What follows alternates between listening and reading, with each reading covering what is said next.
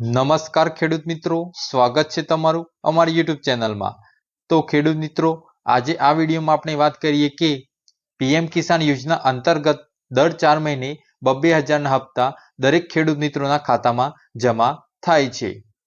તેમાં અત્યાર સુધીના દરેક ખેડૂત મિત્રોના ખાતામાં 19 હપ્તા જમા થયા છે। તેમાં શું તમારે પણ 19 હપ્તા તમારા બેંક ખાતામાં જમા થયા છે?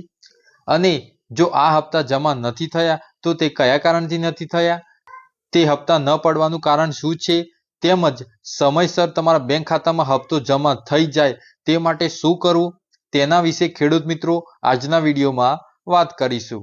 તો ખેડૂત મિત્રો, વિડીયોને લાસ્ટ સુધી જોજો અને આવી જ અવનવી અપડેટ માટે અમારી YouTube ચેનલને સબસ્ક્રાઇબ કરી દેજો।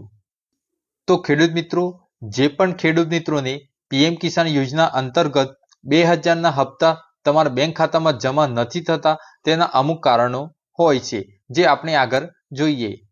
જેમાં ખેડૂત મિત્રો સૌપ્રથમ આપણે લેન્ડ સેન્ડિંગ એટલે કે જમીનની ખરાઈ, જેમાં હાલમાં જે તમે જમીન ધારણ કરો છો તેમાં કોઈ ફેરફાર કરાવેલો નથી અને તમે હાલમાં જમીન ધરાવો છો તો તેમાં લેન્ડ સેન્ડિંગમાં યસ થયેલું બતાવશે।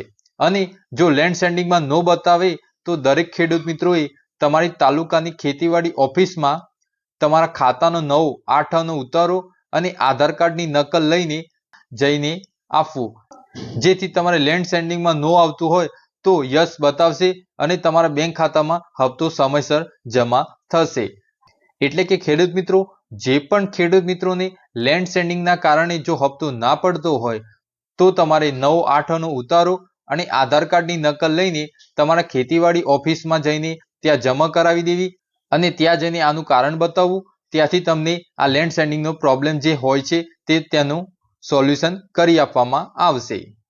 ત્યાર પછી ખેડૂત મિત્રો, આપણે ઈ કેવાયસી વિશે વાત કરીએ કે જેમાં 2 થી 3 વર્ષથી ઈ કેવાયસીની પ્રક્રિયા ખૂબ જ ચાલી રહી છે અને જે પણ ખેડૂત મિત્રોએ 2,000 ના હપ્તા મેળવવા માટે ઈ કેવાયસી ફરજિયાતપણે કરાવવાનું રહેશે।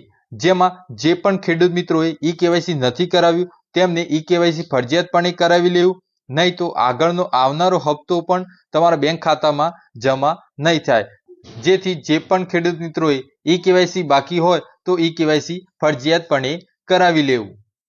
જેમાં ખેડૂત મિત્રો ઈ કેવાયસી કરવા માટે તમે તમારા નજીકના CSC સેન્ટર પર જઈને પણ ઈ કેવાયસી કરાવી શકો છો।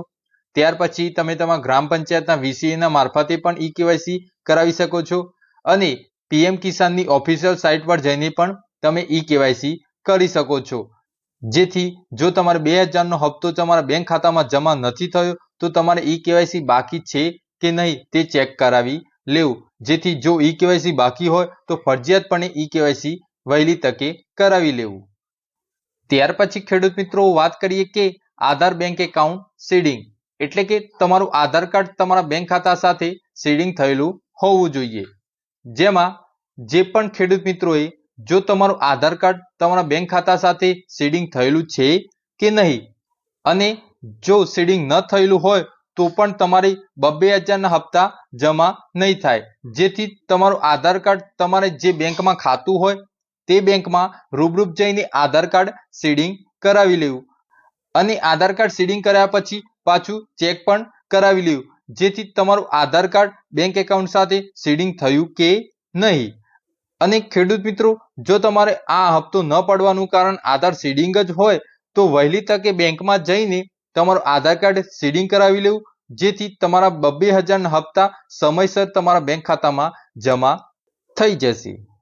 તો ખેડૂત મિત્રો, આ પીએમ કિસાન યોજના અંતર્ગત 2,000 નો હપ્તો ન પડવાનું મુખ્ય આ 3 કારણો હોય છે।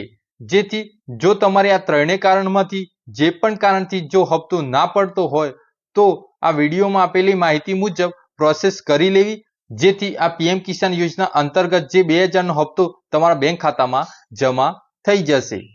તો ખેડૂત મિત્રો, આશા છે કે આ માહિતી વિશે તમને ખ્યાલ આવી ગયો હશે। જો આ માહિતી વિશે તમને ખ્યાલ આવી ગયો હોય તો અમારી YouTube ચેનલને લાઈક અને શેર કરી દેજો અને ચેનલ પર નવો હોય તો ચેનલને સબસ્ક્રાઇબ કરી દેજો।